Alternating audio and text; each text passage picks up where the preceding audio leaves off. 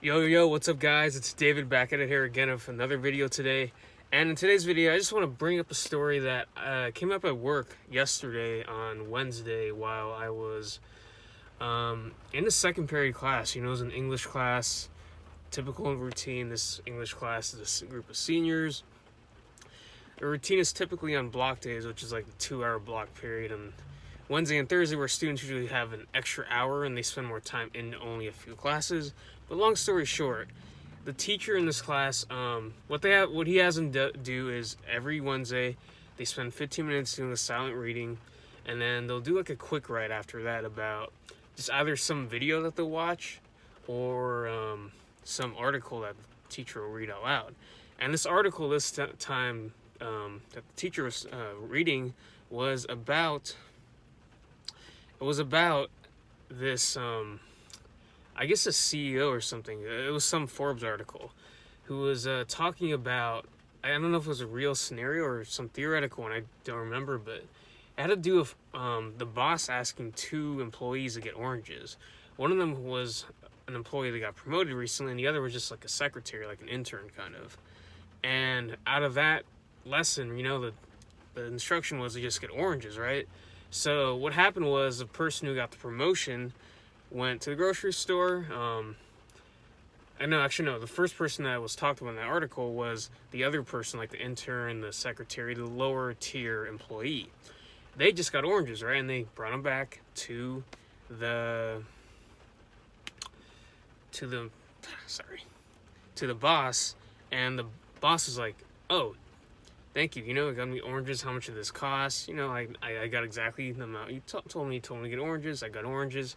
Here's your receipt." Okay, fair enough. Job done. Just as what was told.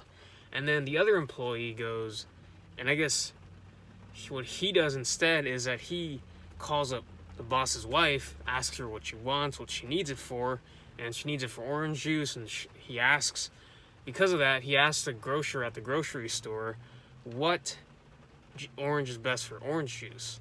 And from that, he picked out a specific type of orange. There's a lot of different oranges, like navel, whatever. I don't really know, but that's not the point of the story. But so he picked out the number of oranges and even went above and beyond and said, how many people are you making orange juice for, to the wife of the boss. And she told him, I'm 20 people, right? So again, he talks to the grocer, who says, okay, this is how many oranges you're going to need if you want to make orange juice for this many people.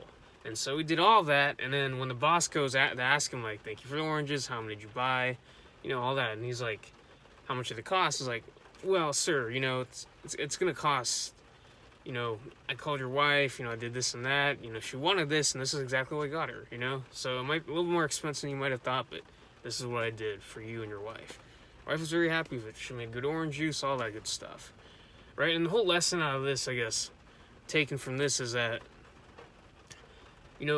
whether we want to do a job or not, whether we do something, that we're told, we should do what is told, right? There's a lot of things you could take away from this, but I guess the point I want to bring out of this was that, and the teacher brought this point up from the class I was in, he brought up that no matter what you're doing, whether it's in the classroom, you might not like your English class, you might not like the class you're in, but it's part of your duty. You're a student, it is something you're tasked to do, just as you would at a job, you're tasked to do and you're supposed to do it, right?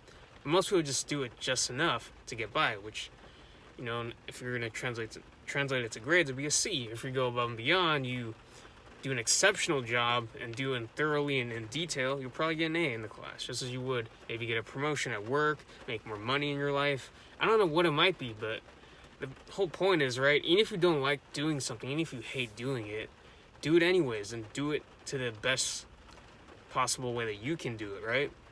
So there's nothing wrong with what the other employee did who just got the oranges. He did exactly as he was told, right? But sometimes, like, if you want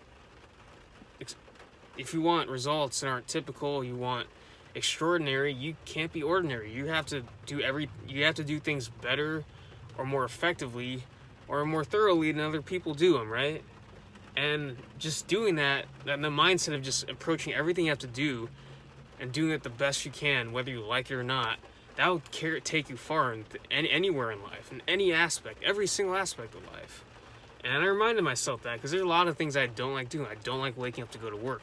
I don't like doing a lot of things in my business. I hate it.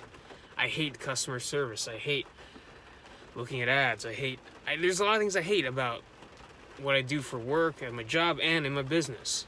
A lot of things. I'm sure you do that all the time. You do things you don't like, even in your relationships, your friends, your family, but you do them, And you know what? You should do them well, because that shows that whatever you're doing, no matter what, you care. You care enough to do an exceptional job at it, and people will notice.